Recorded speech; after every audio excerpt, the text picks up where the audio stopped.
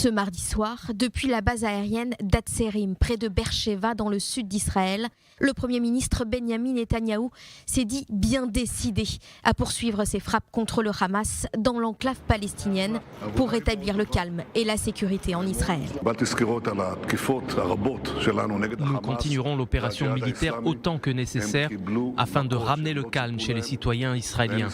Autre chose, je suis sûr que tous nos ennemis autour de nous voient le prix que nous exigeons et je suis sûr qu'ils vont comprendre la leçon. Des propos qui viennent contredire un rapport de sources égyptiennes selon lequel Israël et le Hamas entraient dès jeudi matin 6h dans un arrêt des hostilités. Le journal Israël Hayom évoque, toujours selon ces mêmes sources, que le plan proposé est d'arrêter mutuellement les hostilités.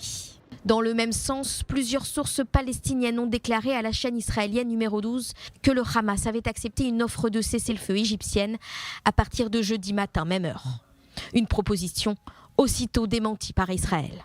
Contrairement à ce qui a été rapporté ce soir, nous n'avons conclu aucun accord et aucun engagement n'a été pris de la part d'Israël.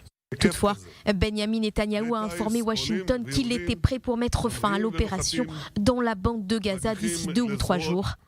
Cette proposition a elle aussi été immédiatement refusée par le Hamas, selon le journal saoudien Al-Quds Al-Arabi. Nous étions prêts pour un cessez-le-feu avec Israël, mais Israël exigeait que le Hamas cesse ses tirs en premier. Dans cette impasse sécuritaire, le porte-parole militaire du Hamas au ministère de l'Intérieur, Liad Al-Bozen, appelle à une intervention étrangère. L'ennemi n'épargne rien. Il vise aussi bien les arbres, les pierres que les personnes. Nous exhortons toutes les organisations internationales à intervenir pour mettre fin à l'agression de notre peuple et aux attaques contre les infrastructures.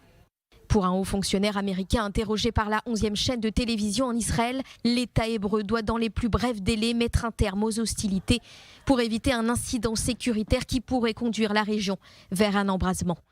De hauts responsables de la défense égyptienne devraient bientôt se rendre en Israël pour des pourparlers en vue d'une éventuelle trêve.